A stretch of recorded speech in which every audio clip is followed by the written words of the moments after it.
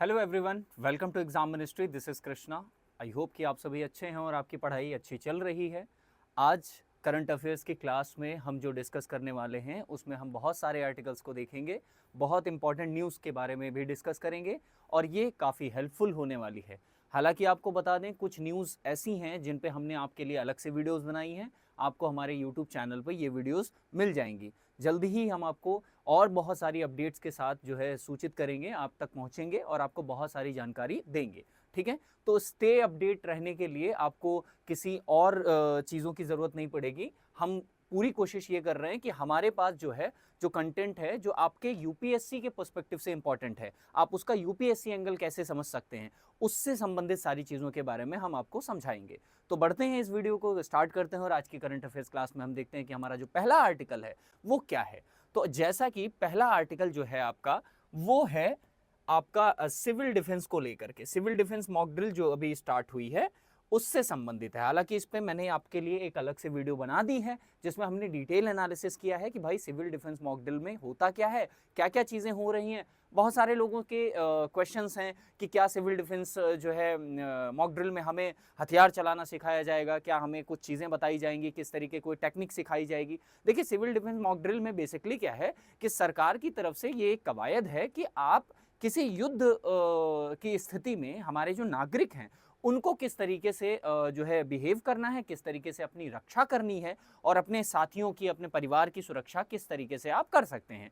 इसके लिए जो है जो आपकी हमारी जो गवर्नमेंट है उसने जो है अभी रिसेंटली क्या है ये बात बोली है कि भाई हम 7 तारीख से, ठीक है, याद रखिएगा, 7 तारीख से जो है मॉक ड्रिल करना स्टार्ट कर रहे हैं और लगभग इसे आपको शुक्रवार तक करना है। सभी राज्यों को यह बात बोली गई है कि आप कोशिश करिए कि 7 तारीख से इसको शुरू किया जा रहा है और जो है शुक्रवार तक आपको इसको जो है कैरी ऑन रखना है, जो है लोगों को बताते रहना है, चीज़ों को कंडक्ट करवाते रहना है, चाहे वो स्कूल्स हों, सरकारी दफ्तर हों या किसी तरह का कोई संस्थान है जो मॉक ड्रिल करवा सकता है। तो आपको समझना क्या है कि हम इसको किस तरीके से यूपीएससी वाले एंगल से जोड़ करके पढ़ सकते हैं। देखिए, ये पेज जो है, पेज नंबर 1 पे ये खबर मिलेगी और इसे जीएस पेपर 3 से आप जो है समझ करके पढ़ सकते हैं। हालांकि इसके साथ ही साथ आपको ये भी बता दूं कि आप जो है आपदा प्रबंधन पढ़ते होंगे, डिजास्टर मैनेजमेंट। ऐसी कंडीशन में आपको क्या करना चाहिए, उससे रिलेटेड ये आर्टिकल काफी हेल्पफुल होने वाला है आपको। तो दोस्तों देखते हैं कि इसमें बेसिकली क्या हुआ है कि जो हमारी होम मिनिस्ट्री है, ठीक है, होम मिनिस्ट्री ने एक एडवाइजरी और एक नोटिस जारी किया और ये कहा राज्यों को कि भाई आप कुछ ऐसी साइट्स हैं जहां पर मॉक ड्रिल कंडक्ट करवाइए। और ये मॉक ड्रिल सिर्फ शहरों तक नहीं, इन राज्यों में ये जो गांव हैं, गांव लेवल तक आपको ये मॉक ड्रिल करवानी है। इसीलिए आपने देखा होगा कि बहुत सारे एसपी, बहुत सारे डीएम जो है डिस्ट्रिक्ट मैजिस्ट्रेट, उन्होंने एक वीडियो रिकॉर्ड की और उसको सर्कुलेट करवाया है पब्लिक डोमेन में कि भाई सबको ये बात पता चले कि किस तरीके से क्या क्या करना है। हालांकि मॉक ड्रिल पे मैंने आपके लिए अलग से वीडियो बनाई है, उसको आपको हम इस वीडियो की लिंक में, डिस्क्रिप्शन में उसका लिंक दे देंगे, आप जाकर के उसको अच्छे से देख सकते हैं। ठीक है, तो चलिए देखते हैं। देखिए, केंद्र ने राज्यों को नागरिक सुरक्षा अभ्यास के लिए निर्देश जारी किए हैं और ये बोला है कि ये ड्रिल आप जो है बुधवार से शुरू करिए और शुक्रवार तक इसको कैरी ऑन रखिए। लोगों को समझाइए कि किस तरीके से युद्ध की स्थिति में आप अपनी जो है रक्षा कर सकते हैं, क्या क्या जो है अपनी तरफ से आप इनिशिएटिव ले सकते हैं ताकि आप प्रिवेंट कर सकें जो है अपने आप को। इसके साथ ही साथ अगर हम बात करें सिर्फ उद्देश्यों की कि इसको उद्देश्य है क्या भाई, क्यों करवाई जा रही है, तो साफ साफ आपको पता है कि शत्रु के हमले से, यानी कि जो हमारी एनिमीज है, अगर हम क्लियरली खुल के बात करते हैं, भाई एनिमीज तो आपको पता ही है कि इस समय कौन है।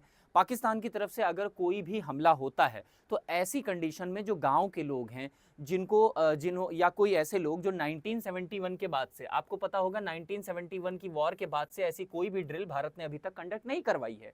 तो एक बात तो ये होती है कि आफ्टर 1971 जो लोग पैदा हुए उन्होंने तो कभी ऐसी सिचुएशंस देखी नहीं होगी, या जो 90s के बाद पैदा हुए, ठीक है, उन्होंने भी ऐसी कोई सिचुएशन, वॉर की कंडीशन तो देखी नहीं। तो वॉर के टाइम पे किस तरीके से एक्ट करना चाहिए, इस चीज को समझना ज्यादा जरूरी है। ठीक है, तो ये बात बोली गई कि भाई आप इसको जो है शत्रु के हमले से आप इसको बचने के लिए इसका उद्देश्य रहा। हवाई हमले के समय जो चेतावनी है, चेतावनी सायरन, आपको पता होगा एक सायरन बजाया जाता है, एक हूटर होता है। हूटर का मतलब होता है एक बेसिकली एक सायरन जो है बजाया जाता है और वो सायरन जो है ये सचेत करता है, इस बात का संकेत देता है कि हमला होने वाला है। आप कृपया करके अपने किसी भी जो है जो सेफ एरिया है, सेफ बंकर है या कोई आपने कोई सेफ हाउस बना रखा है तो आप उसमें चले जाइए। तो इससे संबंधित जो है चेतावनी, और इसका उद्देश्य ये भी रहा है कि इससे आपको पता चले कि जब ये हूटर या सायरन बजे तो आपको करना क्या है। दूसरी चीज, आपातकाल के दौरान ब्लैकआउट। ब्लैकआउट का क्या मतलब है भाई? ब्लैकआउट का मतलब है चारों तरफ अंधेरा, कुछ भी, कोई लाइट, किसी भी तरह की कोई एक्टिविटी, कोई भी गतिविधि, कोई भी जो है एक तरह से आप कह सकते हैं कि कोई भी ऐसी एक्टिविटी नहीं करनी है जिससे दुश्मन के जो प्लेन हैं उनको ये समझ जाए कि यहाँ नीचे कोई एक्टिविटी हो रही है। बेसिकली होता क्या है कि जब भी किसी भी जो है देश की जो है एयर एरिया में कोई दुश्मन का फाइटर आता है, ठीक है, मान लीजिए भारत के एयर स्पेस में कोई ऐसा फाइटर इंटर कर जाता है। हालांकि वो इंटर नहीं करेगा क्योंकि आप सभी को पता है हमारे पास S-400 रशिया से खरीदा डिफेंस सिस्टम है, ठीक है, S-400 डिफेंस सिस्टम है। कोशिश ये रहती है कि अगर ऐसा होता है तो ये तो जो है इंटरसेप्ट कर लेगा, बट इफ इन केस मान लेते हैं, क्योंकि टेक्नोलॉजी है, कुछ भी हो सकता है, अगर ये इंटरसेप्ट नहीं कर पाया, मल्टीपल टारगेट्स इसको देखने को मिले और उसकी बगल से ये देखा गया कि एक प्लेन जो है अंदर की तरफ आ गया, तो ऐसी कंडीशन में जो हमारे रडार सिस्टम है, जो जैमर है, वो उसके सारे सिग्नल्स को जैम कर देंगे। वो फ्लाई तो कर रहा होगा लेकिन उसको जीपीएस सिस्टम, उसका नेविगेशन सिस्टम सब तरीके से बंद होगा, तो उसको ये नहीं पता होगा कि नीचे हो क्या रहा है। हालांकि जब आप वो हलचल देखेगा, थोड़ा लो फ्लाई करेगा तो हलचल दिखेगी, तो हलचल दिखते समय उसको वो यही कोशिश करते हैं कि यहाँ ड्रॉप कर देते हैं कोई बॉम्ब या किसी तरह की कोई मिसाइल अटैक कर देते हैं। इसलिए ऑपरेशन इसमें आपको ब्लैकआउट में ये कहा जाएगा कि ब्लैकआउट में बेसिकली करने का मतलब ये होता है कि किसी भी तरीके की कोई लाइट, कोई ऐसी एक्टिविटी ना करिए जिससे ऊपर आने वाले प्लेन को ये पता चल सके कि नीचे कोई एक्टिविटी हो रही है। इसके साथ साथ भारतीय वायुसेना के साथ एक प्रशिक्षण अभियान भी कराया जाएगा कि भारतीय वायुसेना जो है किस तरीके से रिस्पॉन्ड करेगी, अगर इन केस कोई इमरजेंसी होती है तो आपको किस तरीके से रिस्पॉन्ड करना है। तो ये आपके कुछ उद्देश्य रहे हैं जो इस पूरे उससे संबंधित रहे हैं। हालांकि बात करें कि कौन कौन सी साइटों पे ये चीज की जा रही है, तो आपको पता होना चाहिए कि 244 जिलों में, 244 जिले नहीं है, 244, हाँ सॉरी, 244 जिलों की हम बात करें दोस्तों, ठीक है, कहीं कहीं आपको 259 साइट्स की बात की जाएगी कि 244 जिलों में ये बेसिकली गांव स्तर तक अभ्यास कराया जाएगा। इसके साथ ही साथ अगर हम बात करें, बंकर और खाइयों की सफाई करनी स्टार्ट हो गई है।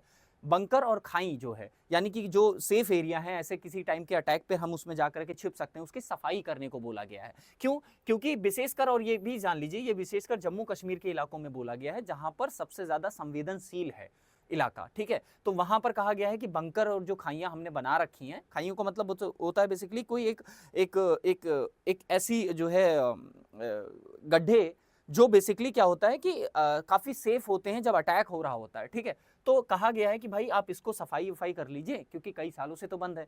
भारत अभी तक रिसेंटली कभी किसी ऐसे युद्ध में तो गया नहीं है, हालांकि ऐसी सिचुएशन आती है तो हमें तैयार रहना जरूरी है। तो ये basically it's all about the कि आपकी प्रिपरेशन कैसी है, आपकी जो प्रिपरेशन है वो कैसी है, आप कितने तैयार हैं इस चीज को लेकर के, इस चीज को लेकर के टारगेट करके ये चीज कराई जा रही है। हालांकि भारत अपने स्वयं रक्षा अभियान को नागरिक सुरक्षा अधिनियम 1900, याद रखिएगा, नागरिक सुरक्षा अधिनियम 1968 में आया था, ठीक है, के तहत मजबूत बना रहा है ताकि लोगों को सुरक्षित किया जा सके और भारतीय जो नागरिक हैं वो किस तरीके से सपोर्ट कर सकते हैं एक उसमें, उसके बारे में वो चीज देखी जा सके। हालांकि दोस्तों, हमारी अगली खबर पे हम बढ़ते हैं और देखते हैं कि अगली खबर क्या है। ये खबर भी आपको पेज नंबर 1 पर जीएस पेपर 2 से संबंधित करके पढ़ सकते हैं, इंटरनेशनल रिलेशन से ये जो है संबंधित है न्यूज।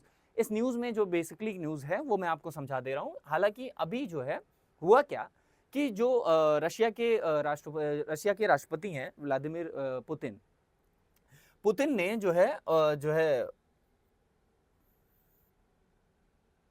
हाँ, तो पुतिन ने जो है वो पीएम से बात की है, ठीक है, पुतिन ने जो है पीएम से बात की है और पीएम से बात करके उन्होंने ये बात बोला है कि रूस जो है आतंकवाद के खिलाफ किसी भी एक्टिविटी में, ठीक है, भारत के पूर्ण रूपेण साथ खड़ा हुआ है, उसका पूरा सपोर्ट है और अगर ऐसी कोई गतिविधि होती है तो हम पूरी तरीके से समर्थन करेंगे इस गतिविधि का, ठीक है।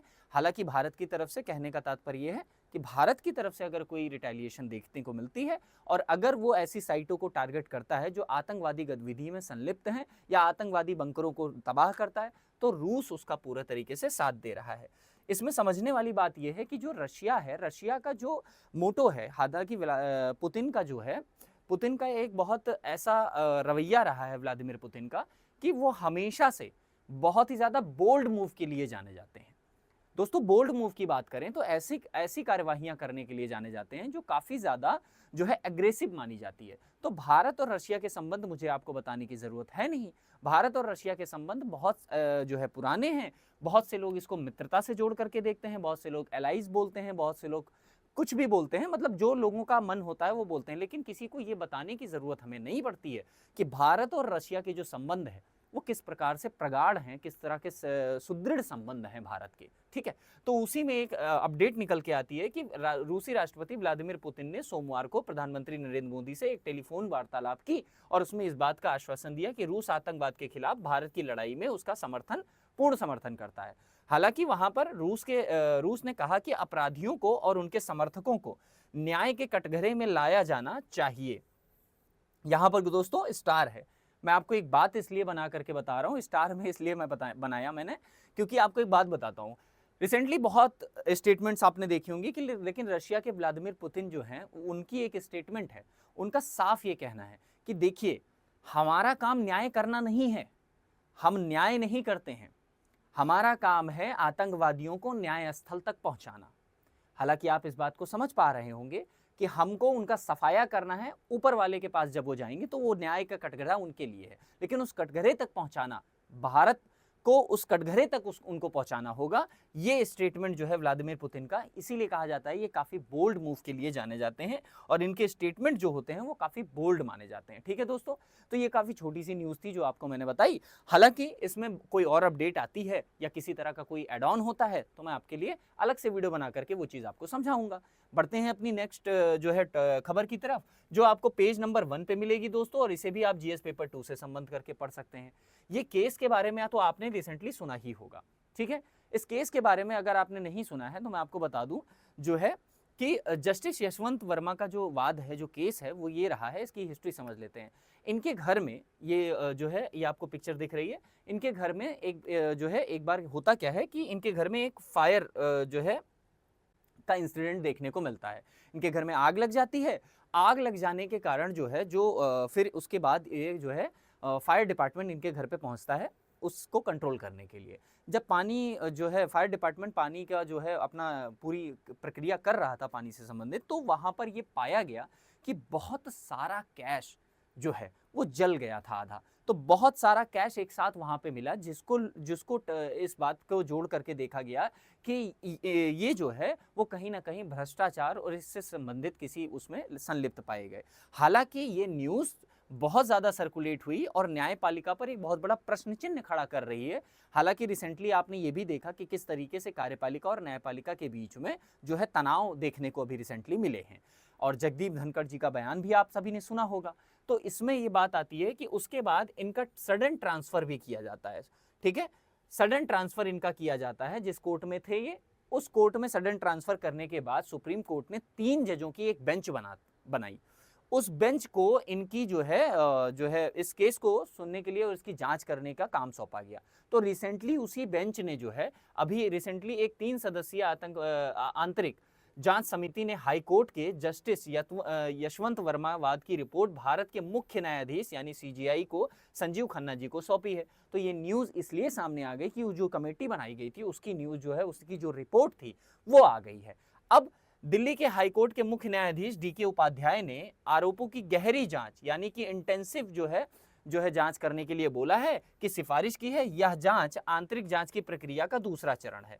जो ये जांच कंप्लीट हो गई है, अब इस पे जो है डीके उपाध्याय जी हैं जस्टिस, उन्होंने कहा है कि अब इसकी गहन जांच आप करिए और इसमें पता लगाइए कि क्या इनकी किसी भी तरीके से इसमें इन्वॉल्वमेंट थी या नहीं थी। हालांकि अगर हम बात करें जस्टिस जसवंत की, तो वो इस बात को साफ तरीके से नकारते हैं कि ये एक साजिश है जो उन्हें फंसाने की कोशिश की जा रही है। इतना धन उनके घर में किसने रखा, क्या रखा, इससे उनका कोई ताल्लुक नहीं है। इसके बाद अगर हम बात करें तो दोस्तों आप देख सकते हैं कि ये घटना जो रही है वो 14 मार्च की रही है, जब इनके घर में आवास में स्टोर रूम में लगी आग में ये सारे पैसे पाए गए। आप देख सकते हैं यहाँ पर एक फोटो है।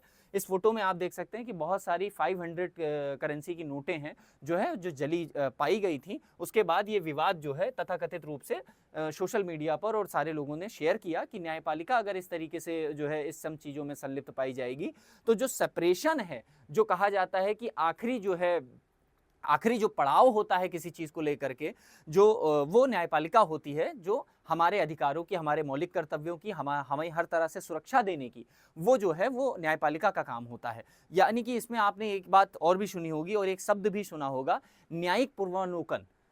हालाँकि जब भी कोई जो है विधायिका कोई कानून बनाती है और उसका किसी भी तरीके से प्रत्यक्ष या अप्रत्यक्ष रूप से जनता पर या भारत की संप्रभुता पर किसी तरह का सवाल खड़ा होता है, तो न्यायिक पूर्वावलोकन एक ऐसी जो है प्रक्रिया है जिसके थ्रू जो है सुप्रीम कोर्ट इस बात को ऑर्डर दे सकती है कि भाई ये कानून जो है, जो बनाया गया है, ये ठीक नहीं है, इस पे रोक लगाया जाना चाहिए और रोक लगा भी सकती है। तो उस तरीके से, जिस तरीके से हमारा विश्वास हमारी इकोनॉमी में, हमारी जो एक तरह से आप कह सकते हैं हमारी जो डेमोक्रेसी है, उसमें एक विश्वास, एक दीप जलाने का काम जो है वो न्यायपालिका करती है। तो न्यायपालिका ही अगर किसी ऐसे काम में संलिप्त पाई जाएगी, तो ये एक विचारणीय विषय है। इस पे एक प्रश्न चिन्ह भी खड़ा होता है कि क्या कहीं कहीं भारत की संप्रभुता जो है, भारत की जो अखंडता है, भारत में जो न्यायपालिका है, भारत में जो विधायिका है, ये सारी चीज़ें कहीं ना कहीं आपके दिमाग में एक बात को प्रश्न चिन्ह खड़ा कर देती हैं कि क्या सही डायरेक्शन में हम जा रहे हैं? क्या संविधान निर्माताओं ने जो सोच करके बातें लिखी थी, जो संविधान में जो चीज़ें मेंशन की गई थी, क्या वो आज चरितार्थ हो रही हैं या नहीं हो रही हैं? इसका एक प्रश्न दिमाग में खड़ा होता है जब हम कभी ऐसी कोई न्यूज़ देखते हैं दोस्तों, जहां पर कथित तौर पर उनके घर में बड़ी मात्रा में, ये मैंने आपको बताया कि जस्टिस वर्मा का दावा है कि उनके खिलाफ साजिश की जा रही है और इसका उनसे कोई ताल्लुक रहा नहीं है दोस्तों। तो ये खबर इसलिए भी इंपॉर्टेंट थी। हालांकि हम अगली खबर पे बढ़ते हैं दोस्तों। अब देखते हैं जो खबर है वो है आपकी पेज नंबर 1 पे। ठीक है दोस्तों, पेज नंबर 1 पे जीएस पेपर 2 से संबंधित आप एक खबर पढ़ सकते हैं और ये गवर्नेंस का टॉपिक भी मान सकते हैं आप। हालांकि इससे मैंने रिलेटेड एक पिछली वाली करंट अफेयर्स की क्लास में इसको आपको समझाया था कि जो विवाद है हरियाणा और पंजाब के बीच में पानी को लेकर के, वो जंग जो है वो ज़्यादा अब बड़ा रुख करती हुई दिख रही है कि पंजाब का स्टेटमेंट है कि पानी की एक बूंद भी नहीं, पंजाब ने कहा कि पानी की एक बूंद भी नहीं हम हरियाणा को देने वाले हैं। और इसी से संबंधित जो है ये न्यूज़ आपके सामने आई है फिर से दोबारा। अब हुआ क्या है रिसेंट डेवलपमेंट, उसके बारे में देख लेते हैं। देखिए रिसेंटली क्या हुआ कि पंजाब की विधानसभा में सोमवार को एक ऐसा प्रस्ताव रखा गया जो पारित हो गया।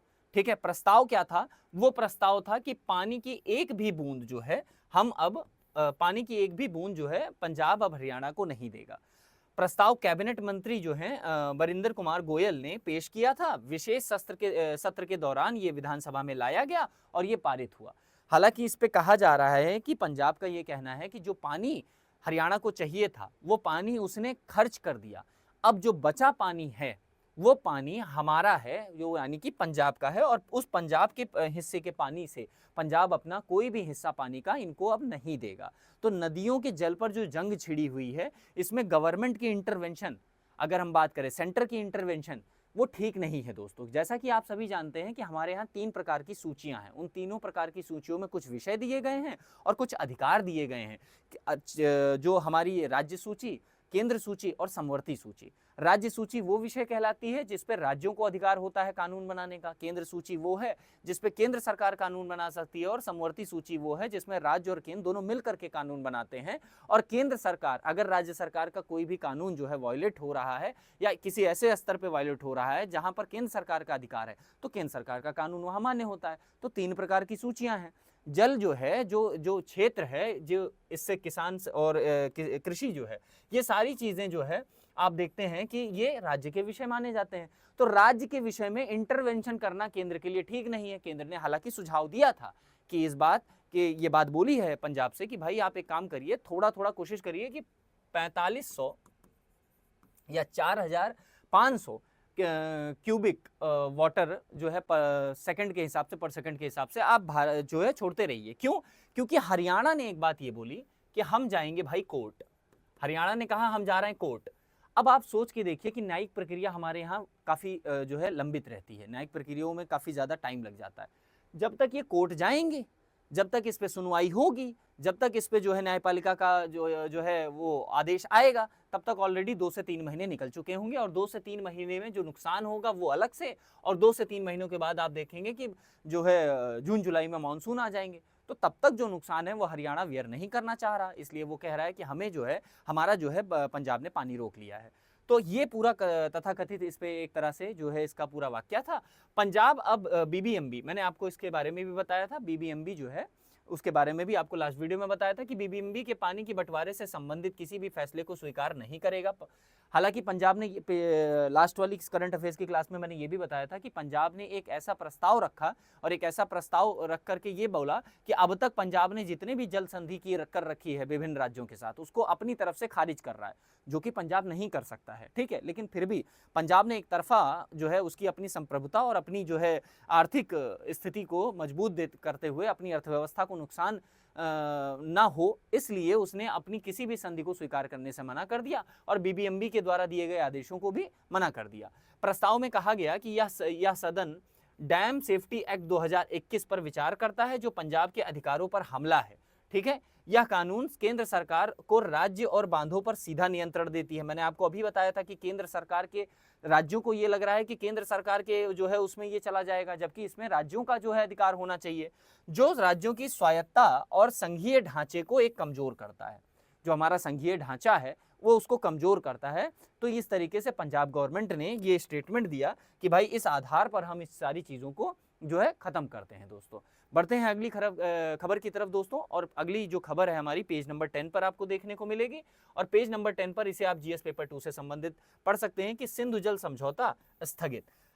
अब देखिए दोस्तों, मैंने ये अक्सर आपको बोला है कि जब IWT Indus water treaty suspend हुई थी, मैंने आपको बार बार ये लेक्चर में अपने बोला है कि सस्पेंड हुई है। मैंने देखा है, मैं बहुत सारी वीडियोस देखा, बहुत सारे कंटेंट देखा मैंने, लोग कह रहे हैं कि जो है इंडस वाटर ट्रीटी खत्म, अब इसका कोई मायने नहीं, भारत ने पूरी तरीके से नष्ट कर दिया। ऐसा कुछ नहीं हुआ है। देखिए मैं आपको यही कह रहा हूँ, सोशल मीडिया पे कंटेंट कुछ भी मत पढ़िए, कोशिश करिए, क्योंकि देखिए एक बात तो है कि अगर आप सिर्फ जानकारी चाहते हैं तो ठीक है, लेकिन अगर आप यूपीएससी की तैयारी कर रहे हैं तो आपको जानकारी जो है वो पुख्ता होनी चाहिए, जानकारी जो है वो प्रमाणित होनी चाहिए। मैंने आपको इसके बारे में अपने फर्स्ट लेक्चर में ही बता दिया था जब ये वाद सामने आया, उसी के वाद से संबंधित एक आर्टिकल भी अब पब्लिश हो गया। आप देखिए, ये आपका आर्टिकल जो है वो बेसिकली एडिटोरियल पेज का आर्टिकल है, और इसमें साफ साफ यही बात बोली गई कि सिंधु जल समझौता जो है स्थगित हुआ है, खत्म नहीं हुआ है, स्थगित कर दिया है भारत ने। अब यही बात आप देखिए कि आज हमारे इस लेक्चर में जो मैंने आपको पहले भी समझा रखी है वही चीज रिपीट हो रही है। बात करते हैं कि स्थगन और निलंबित करने, खत्म करने और स्थगन करने में क्या अंतर है। तो इस आर्टिकल में बेसिकली या इस एडिटोरियल में आपको यही कहा जा रहा है कि जो स्थगित होने का मतलब है, स्थगित होने का मतलब है कि भारत ने संधि को कानूनी रूप से मान्यता देना बंद कर दिया, कि भाई अब कानूनी रूप से मान्यता नहीं देंगे। लेकिन इसे पूरी तरह से खत्म नहीं किया गया है, क्योंकि खत्म कर ही नहीं सकता, एक पार्टी तो इसमें और इन्वॉल्व है, तो दूसरी पार्टी इन्वॉल्व है, और ये पार्टी कह रही है, भारत कह रहा है कि हमने इसको अपनी तरफ से खत्म कर लिया। बिल्कुल वैसा ही मुद्दा आपको देखने को मिल रहा है जैसा पंजाब कह रहा है कि अब तक हुई सभी जल संधि को हम अपनी तरफ से हट रहे हैं। ठीक है, ऑल्दो देखा जाए तो भारत पूरी तरीके से इसको खत्म नहीं कर सकता। ऐसा अभी देख आपको लगता है ना कि भारत तो चाहे जब चाहे तब तो छोड़ करके चल सकता है, ऐसे नहीं कर सकते आप। ठीक है, लेकिन भारत ने सिर्फ स्थगित किया है, तो स्थगित किया है, सस्पेंड हुआ है। ठीक है, इस बात को ध्यान रखिए कि सस्पेंड हुई है, स्थगित हुई है, बंद नहीं हुई है। जब तक पाकिस्तान अपनी आतंकवादी समर्थन, भारत का यह कहना है कि जब तक पाकिस्तान अपनी आतंकवाद समर्थन नीतियों को नहीं बदलता तब तक संधि लागू नहीं होगी फिर से। लेकिन इसके साथ ही साथ भारत ये भी कह रहा है कि ये संधि, हाँ भारत ने ये बोला है कि भाई ये जो संधि है ये काफी ज्यादा पुरानी हो चुकी है, इसमें बहुत सारे सुधारों की आवश्यकता है, वो अलग बात है। लेकिन अभी जो है हम इसे सस्पेंड करते हैं जब तक ये टेरर फंडिंग वाला काम जो है आतंकवाद, ये जो आतंकवाद को वित्त पोषित करने का काम पाकिस्तान करता है, ठीक है, वो जब तक बंद नहीं होगा तब तक भारत इस चीज को एक्सेप्ट नहीं करेगा, इसको फिर से लागू नहीं करेगा। अगर आप बात करें कि क्या भारत ऐसा कर सकता है, ये जो स्थगन का प्रस्ताव है तो भी कर सकता है, जी हाँ बिल्कुल कर सकता है। यह अंतर्राष्ट्रीय जल कानून और संधियों के अनुच्छेद 62 और 63 के तहत ये पूरी तरीके से अधिकार है कि अगर किसी भी तरीके से कोई राष्ट्र, किन्हीं दो राष्ट्रों के बीच में हुई संधि में कोई एक राष्ट्र किसी ऐसी गतिविधि में संलिप्त पाया जाता है जो दूसरे राष्ट्र की आर्थिक और उसकी सामाजिक, उसकी सुरक्षा और उसकी आंतरिक सुरक्षा से संबंधित कोई मुद्दा बन जाता है, तो उस राष्ट्र के पास इस बात का अधिकार है कि वो कुछ समय के लिए उसको स्थगित कर सकता है। ठीक है, इसमें कोई दिक्कत की बात नहीं है। संधि की शर्तों को एक तरफा निलंबित करना भारत की संप्रभुता और सुरक्षा के लिए जरूरी था। हमने देखा पहलगाम में जो हुआ, उसके बाद अगर हम ये ना करते तो हमारे लिए दिक्कत होती। दूसरी चीज, यह संधि काफी पुरानी हो चुकी है और वर्तमान परिस्थितियों में भी लागू नहीं है। अब बहुत सारे इस पे जो है आप टाइप देख सकते हैं कि भाई बहुत सारे ऐसी चीजें हैं जो अब ये प्रॉब्लमेटिक क्रिएट कर रही हैं। ये संधि काफी ज्यादा पुरानी है, तो इसको अब बदलने की आवश्यकता है। भारत ने ये बात, ऐसी बात नहीं है कि भारत पहली बार कह रहा है, भारत पहले से भी ये बात बोल चुका है कि अब इसको बदलने की आवश्यकता है, इस पर बैठ करके विचार करने की आवश्यकता है। ठीक है, हालांकि इसके बारे में भारत ने पहले भी सूचना दे रखी है। 25 जनवरी 2023 को भारत ने पाकिस्तान को संधि में संशोधन करने का एक नोटिस दिया था। भारत ने कहा कि संधि में बदलाव जरूरी है क्योंकि पाकिस्तान आतंकवाद को समर्थन दे रहा है, लेकिन इसका कोई जवाब नहीं आया। तो भाई जब आपकी तरफ से कोई जवाब नहीं आएगा तो हम भी उसी तरीके से उसको टैकल करेंगे। लेकिन दोस्तों आपको एक बात बताता हूं, ध्यान से समझिएगा इसको। जो इंडस वाटर ट्रीटी है ये स्थगित हुई है, किसी भी तरीके से इसको जो है बंद नहीं किया गया है, खत्म नहीं किया गया है, इसको रोका गया है। स्थगन का मतलब होता है पर्टिकुलर किसी टाइम पीरियड के लिए आप उस चीज को रोक देते हो, उसको खत्म नहीं किया गया है। दूसरी चीज, इससे प्रॉब्लम क्या क्रिएट हो रही है? प्रॉब्लम जो क्रिएट हो रही है वो ये क्रिएट हो रही है दोस्तों कि पाकिस्तान, जब ये इंडस वाटर ट्रीटी हुई है ना, तो इसमें बेसिकली ट्रिब्यूनल बनाए गए थे। ठीक है, ट्रिब्यूनल बनाए गए थे। ठीक है, बहुत सो बेसिकली जब इंडस वाटर ट्रीटी हुई तो इसमें कुछ ट्रिब्यूनल बनाए गए थे, कुछ संस्थाएं, कुछ ऐसे नियामक चीजें बनाई गई थी जिनके आधार पर यह कहा गया था कि जो है अगर इन फ्यूचर अगर ऐसी कोई चीज देखने को हमें मिलती है तो किस तरीके से उस पर काम किया जाएगा। तो बेसिकली ये बोला गया था कि 2 अध्यक्ष निर्धारित किए जाएंगे, 2 अध्यक्ष निर्धारित किए जाएंगे। एक तो होगा आपके पाकिस्तान की तरफ से और दूसरा होगा भारत की तरफ से। तो जो ये दोनों अध्यक्ष जो है ये पर्टिकुलर एक टाइम पीरियड के बाद मिलेंगे और इंडस वाटर ट्रीटी पे बातचीत करेंगे और ये बताएंगे कि भारत जो है हर समय बताएगा, भारत क्या क्या बताएगा, ध्यान से सुनिएगा, समय बताएगा, कितना पानी छोड़ा जाएगा ये इसकी डिटेल जो है बताएगा भारत। ठीक है, कि कितना पानी किस समय पर रिलीज किया जाएगा, जिससे क्या हो पाकिस्तान पहले से इस बात के लिए तैयार रहे कि कब पानी आने वाला है और कब नहीं आने वाला है। स्थगन में सिर्फ इस बात को ही खत्म कर दिया गया। अब भारत को यह बताने की जरूरत नहीं है पाकिस्तान को कि हम इस टाइम पे पानी छोड़ेंगे, अगस्त में पानी छोड़ेंगे, इसमें इतना पानी छोड़ेंगे, इसमें इतना क्यूबिक लीटर पानी जाएगा, ये सब कुछ नहीं है। स्थगन में यही तो दिक्कत है, पाकिस्तान को इसी बात का डर है कि स्थगन होने से होगा क्या, भारत इस बात की सूचना प्रायर नोटिस हमें देगा नहीं और सडनली पानी छोड़ देगा। यही हुआ, झेलम में हमने अभी रिसेंटली पानी छोड़ दिया। आज के एक आर्टिकल में जो आगे आप फिर पढ़ने वाले हैं, जो है चिनाब रिवर का पानी सडनली भारत ने छोड़ दिया। अगस्त में वो पानी छोड़ा जाना था लेकिन उसने पहले छोड़ दिया। तो ये इससे समस्या क्रिएट हो रही है, ना कि इस बात से समस्या क्रिएट हो रही है कि जो है पानी जो है उसकी सूचना नहीं मिल रही है या स्थगित हो गया तो ऐसा क्या। तो ये आर्टिकल जो है आपको ये समझाने का प्रयास कर रहा है कि जो टर्म यूज की गई है वो स्थगन है, ना कि निलंबित, सॉरी जो स्थगन है ना कि जो है खात्मा, की पूरी तरीके से बंद कर दी गई, अब उसका कोई मतलब नहीं, निलंबित हुई है वो। ठीक है, चलिए अगला जो आर्टिकल है हमारा दोस्तों उसके बारे में पढ़ते हैं। पेज नंबर 10 पर ये दूसरा एडिटोरियल पेज है जो आप जीएस पेपर 3 से रिलेटेड पढ़ सकते हैं। एआई की ऊर्जा खपत और एसएमआर। ठीक है, एसएमआर के बारे में देखिए, टेक्नोलॉजी के मामले में अगर हम बात करें, एआई के बारे में बात करें तो हम चैट जीपीटी, बहुत सारे एआई हैं, चैट जीपीटी है, डीप सीक है, ग्रॉक है, बहुत सारी चीज़ें यूज़ करते हैं। कितना अच्छा लगता है जब इन्हें यूज़ करते हैं कि फटाक से कोई क्वेश्चन हमने पूछा और फट से उसका आंसर मिल गया हमको, बहुत आसान लगता है। बहुत सारा काम इसने हमारा जो है वो जो है कम कर दिया है। अब इस बीच हम एक चीज़ भूल गए, वो ये है कि जब भी एआई काम करता है दोस्तों तो उसके पीछे काफ़ी ज़्यादा बिजली की खपत होती है। उसको एक मॉड्यूलर की तरीके से तैयार करके, उसको मॉडर्न की तरीके से बना करके एक मॉडल तैयार करना, उसमें काफ़ी ज़्यादा बिजली की खपत होती है। लेकिन अगर ये बिजली आप पारंपरिक सोर्स से बना रहे हैं, जैसे कोयला हो गया, इन सब चीज़ों से बना रहे हैं, तो कितना ज़्यादा कार्बन हो रहा है, कितना पर्यावरण को नुकसान हो रहा है, इस बात की चिंता किसी को नहीं होती है। तो यह आर्टिकल आपका इस बात पे ध्यान खींच रहा है कि जो एआई है, एआई जो है बुद्धिमत्ता कला और जरूरी कार्यों को पूरा करने में समय और श्रम दोनों की तो जो है बचत कर ले रही है, लेकिन यह सहजता एक बड़ी ऊर्जा लागत के साथ आती है।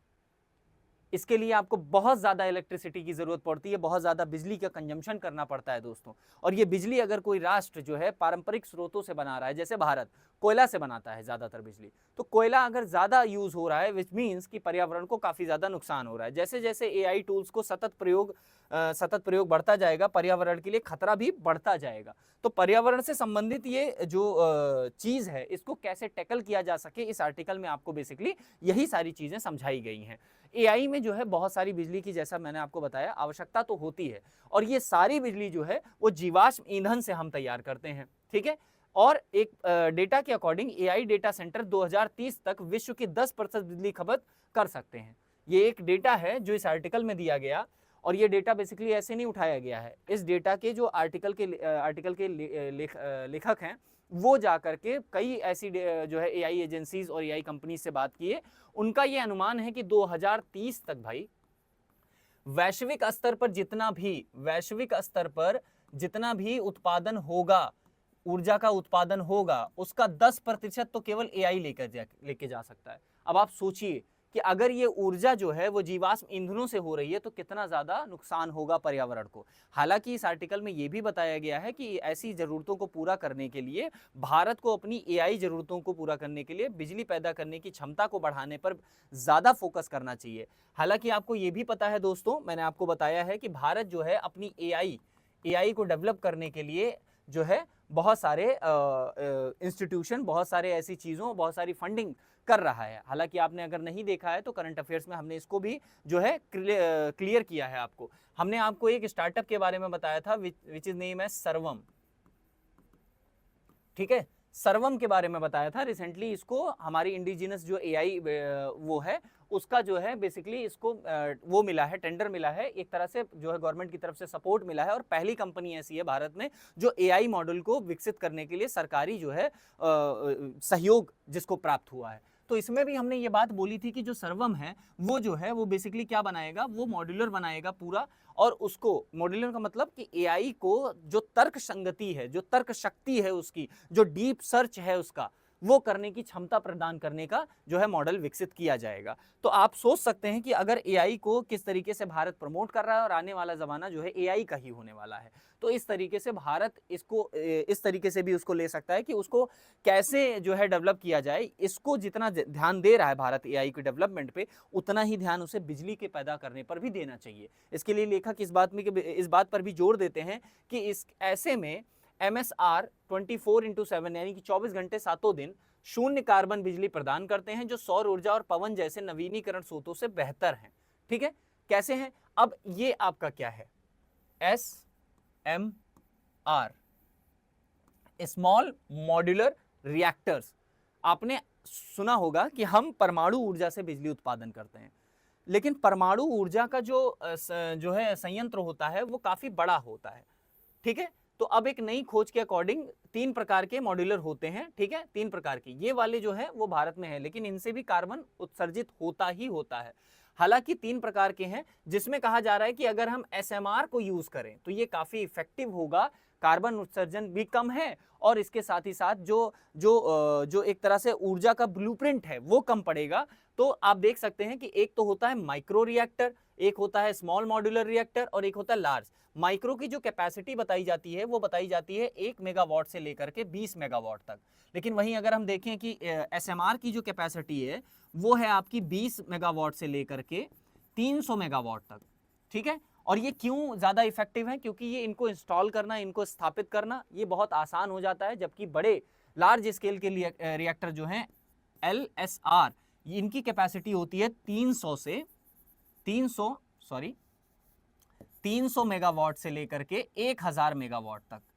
तो इनको स्टैब्लिश करने में भी खर्चा है, इनको स्टैब्लिश करने के लिए काफी ज्यादा जगह की आवश्यकता होती है। ये क्या होते हैं, छोटे होते हैं और इजिली पोर्टेबल होते हैं, इनको लाया ले जाया जा सकता है, इजिली इनको इंस्टॉल किया जा सकता है। तो ऐसे में लेखक कहते हैं कि इसमें SMR की बहुत बड़ी भूमिका हो सकती है कि बिजली उत्पादन में, जिससे हम एआई को और तकनीकी से एक तरह से आप कह सकते हैं कि उन्नत कर सकते हैं और उसे अपग्रेड भी कर सकते हैं। इसके लिए सार्वजनिक निजी भागीदारी, अब यहाँ जो ये पॉइंट इन्होंने उठाया है कि भाई सार्वजनिक और निजी भागीदारी की जरूरत है। हमने लास्ट वाली क्लास में भी एक मॉडल के बारे में डिस्कस किया था, मैंने आपको समझाया था PPP model, which is name as public private partnership. सरकार और निजी क्षेत्र यानी सार्वजनिक और निजी क्षेत्र आपस में जुड़े और इस योजना पर काम करें तो एआई को बनाने में जो चुनौतियां आ रही हैं वो कम आएंगी, और इससे जो है भारत के जो है बजट पर भी, जो भारत सरकार का बजट है उस पर भी कम भार पड़ेगा, क्योंकि लोग जो है प्राइवेट सेक्टर वो सहयोगात्मक कार्यवाही के तरीके से इसको आगे बढ़ा सकता है। हालांकि दोस्तों इसमें ये कोई कहने वाली बात नहीं है, एआई अगर है किसी देश के पास तो एआई जो है वो आने वाले ज़माने, आने वाले भविष्य में जो है वो काफ़ी ज़्यादा वो है माना जाता है, इफेक्टिव माना जाता है और काफ़ी ज़्यादा इम्पॉर्टेंट भी माना जाता है। तो एक बात का ध्यान रखिए कि एआई में उन्नत तकनीकी भविष्य के जो है देशों का भविष्य है, भारत को भी इस बारे में सोचना चाहिए। हालांकि दोस्तों अगली खबर पे हम बढ़ते हैं, तो हमारी जो अगली खबर है वो पेज नंबर 14 पर आपको देखने को मिलेगी, जो जीएस पेपर 2 से संबंधित आप पढ़ सकते हैं।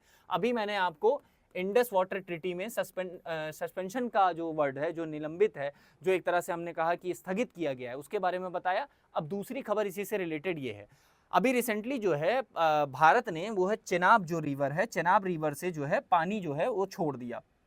भारत ने चेनाब का पानी छोड़ा, ठीक है। अब इस पे जो है काफी ज्यादा दिक्कत आ रही है, ठीक है। किसको? पाकिस्तान को। पाकिस्तान को दिक्कत क्या आ रही है, उस पर ध्यान देंगे। भारत ने जम्मू कश्मीर के बाग लिहार और सलाल बांधों में से चिनाब नदी का पानी अचानक छोड़ा।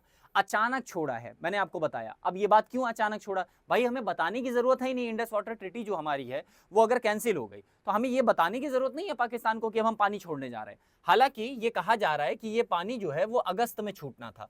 अगस्त के आसपास जो है ये पानी हमेशा भारत हर साल छोड़ता था। इस बार जो है भारत अगस्त, आप देख ही सकते हैं मई चल रहा है, मई में ही पानी छोड़ दिया सडनली। हालांकि जो भारत पानी छोड़ रहा है उससे संबंधित ये बात बोली जा रही है कि जो रिजर्वरीज हैं हमारी, उनको फ्लश किया जा रहा है, उनको साफ किया जा रहा है, ठीक है। आप समझ पा रहे हैं? ऐसे समझिए, देखिए ये है पानी, ये है नदी, इस पे हमने एक डैम बनाया।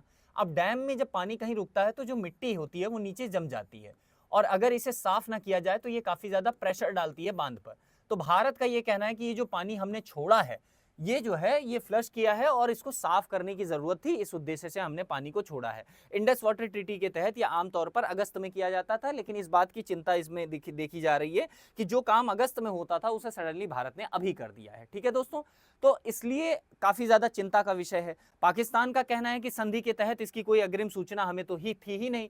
तो भाई आप सिंपल सा सोचो, जब IWT यानी कि इंडस वाटर ट्रीटी ही आपकी जो है निलंबित है, तो भारत बताएगा क्यों? ये बात तो मैं बार बार बोल रहा हूं, ठीक है। तो बागलीहार जम्मू कश्मीर में एक जो है परियोजना है जो 900 मेगावाट जल विद्युत परियोजना जो है उत्पादित करती है। वहीं अगर आप सलाल बांध रीसी जिले में स्थित है और यह 690 मेगावाट जल विद्युत परियोजना है जिससे जो है बिजली उत्पन्न की जाती है। तो ये कुछ फैक्ट्स हैं आपको जो जानने जरूरी थे। तो ये दो परियोजनाएं हैं, ये फैक्ट्स की तरीके से आप इन्हें समझ सकते हैं और इन्हें रिवाइज कर लीजिए, क्योंकि कई बार जो है बांध और परियोजनाओं पर क्वेश्चन जो है पूछ लिए जाते हैं दोस्तों। चलिए अगली जो हमारी खबर है उस पर बढ़ते हैं। पेज नंबर 15 पर जीएस पेपर 2 से संबंधित ये खबर है। Increase in tension could empire Pakistan across the external financing, Moody's ने ये बोला है। अब मूडीज क्या है? मूडीज एक संस्था है जो रेटिंग करती है और फाइनेंस से संबंधित ये रेटिंग करती है। जैसे आपने सुना होगा फोर्ब्स, है ना, वैसे ही मूडीज भी जो है वो फाइनेंशियल जो है चीजों से संबंधित जो है रैंकिंग देती है। तो मूडीज का कहना है कि जो भारत और पाकिस्तान के बीच में टेंशन बनी हुई है उसका भारत के वित्त पर, जो बाह्य वित्त है यानी कि IMF से लोन जो मिल रहा है, विभिन्न संस्थानों से जो लोन मिल रहा है, उसको जिस लोन पर उनकी इकोनॉमी चल रही है वो जो है अब धीरे धीरे और ज्यादा दिक्कत कर जाएगी अगर वो भारत के साथ किसी भी तरीके से युद्ध की स्थिति में आता है तो। हालांकि भारत पर भी इसका जो है प्रभाव देखने को मिलेगा। वो देखने को ये मिलेगा कि भारत ज्यादा प्रभावित नहीं होगा, लेकिन अगर भारत इस चीज में आता है युद्ध की स्थिति में तो उसके रक्षा क्षेत्र पर जो खर्च है, जो व्यय है, वो बढ़ जाएंगे। तो यहाँ आप साफ साफ देख सकते हैं कि भारत के साथ बढ़ते तनाव में पाकिस्तान की बाहरी वित्त जो सहायता है और विदेशी मुद्रा भंडार है, उसका जो फॉरेक्स है, पर संकट के बादल छा रहे हैं।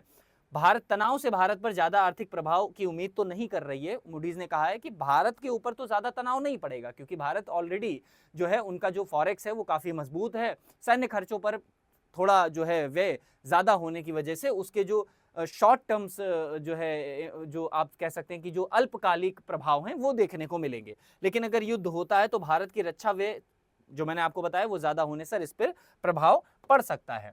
हालांकि पाकिस्तान ने अंतर्राष्ट्रीय मुद्रा कोष IMF के कार्यक्रम के तहत सैन्य गतिविधियों की शुरुआत शुरू की है।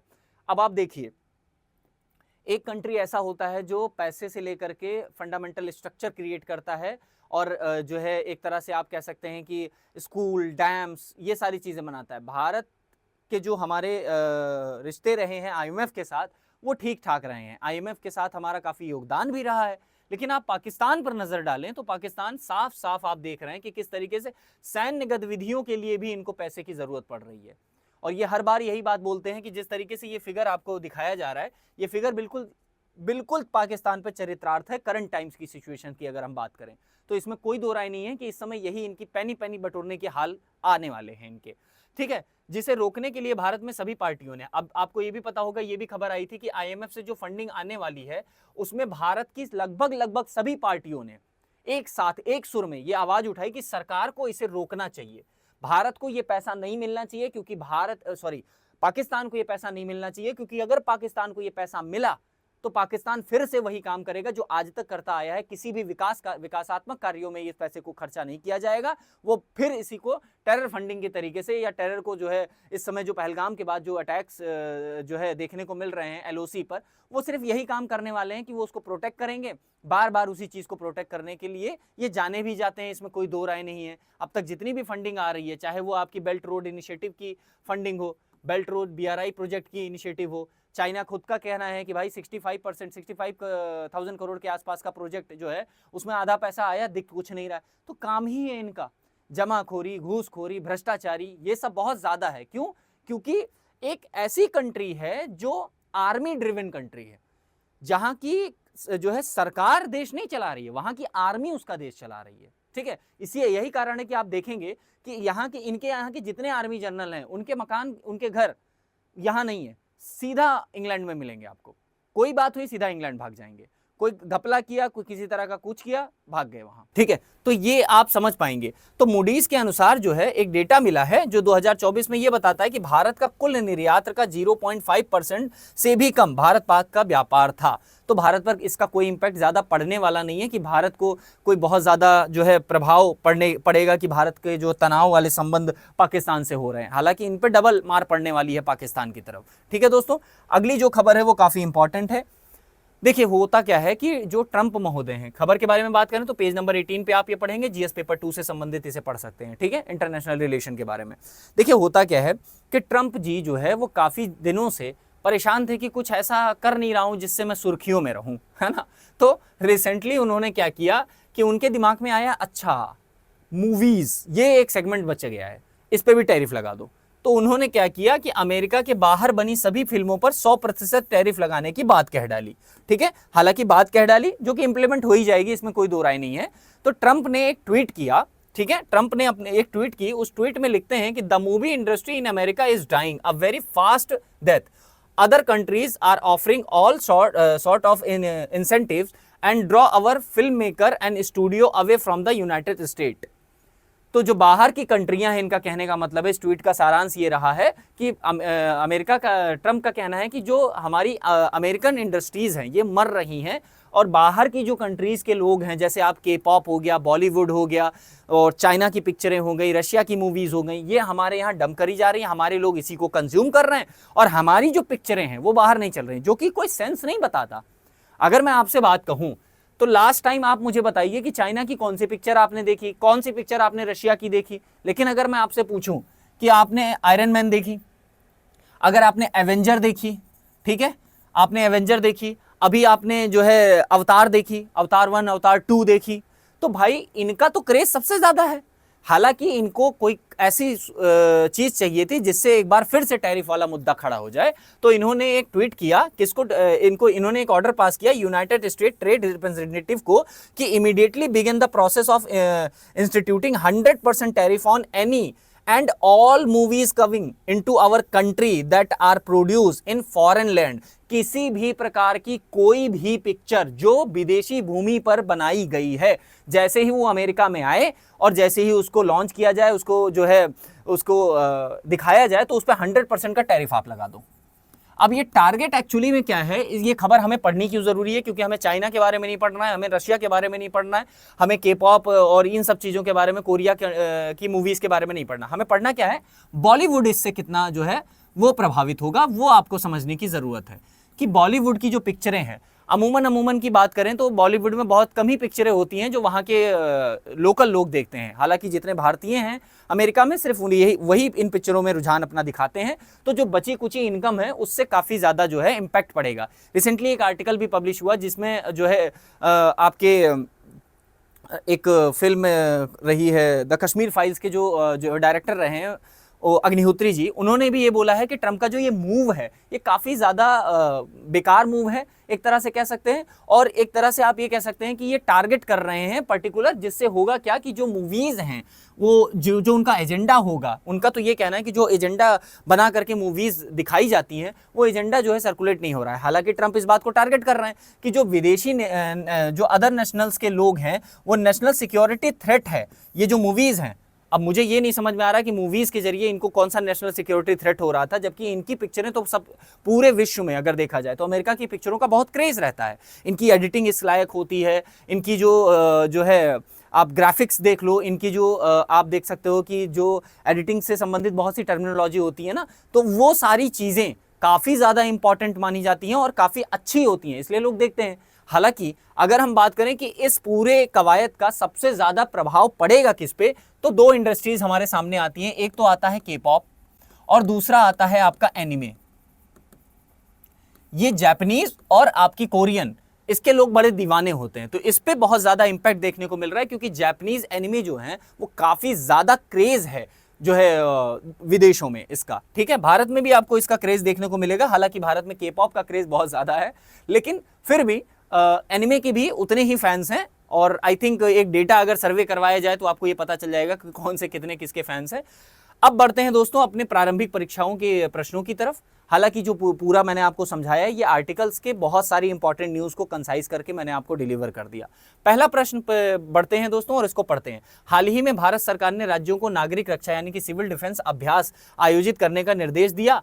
इस अभ्यास का मुख्य उद्देश्य क्या है? सैन्य प्रशिक्षण को बढ़ावा देना, हवाई हमले की चेतावनी और निकासी योजनाओं की तैयारी करना, पर्यावरण संरक्षण के लिए जागरूकता बढ़ाना, अंतर्राष्ट्रीय व्यापार नीतियों को लागू करना। आपको इसके उत्तर जो है वो कमेंट सेक्शन में हमें देने हैं। दूसरा प्रश्न है, हाल ही में भारत ने इंडस वाटर ट्रीटी को स्थगित करने का फैसला किया, जिसके बाद चिनाब नदी पर जम्मू कश्मीर के बांधों से पानी की आकस्मिक रिहाई की गई। इस कथन के संदर्भ में निम्नलिखित कथनों में से कौन सा कथन सही है? आपको ये चुनना है। ठीक है, कौन सा कथन सही है? या भारत का यह कदम विश्व बैंक की मध्यस्थता को मजबूत करता है।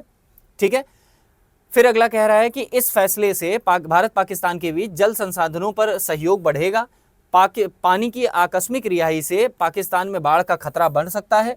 भारत ने यह कदम रूस के समर्थन के बाद उठाया। ठीक है, तो काफ़ी ज़्यादा वो है, इसका भी आप आंसर हमें जो है कमेंट सेक्शन में करेंगे। ठीक है, हालांकि अगले प्रश्न में पढ़ते हैं दोस्तों, जो कि है हाल ही के विश्लेषण के अनुसार एआई की बढ़ती ऊर्जा खपत पर्यावरण के लिए एक चुनौती बन रही है।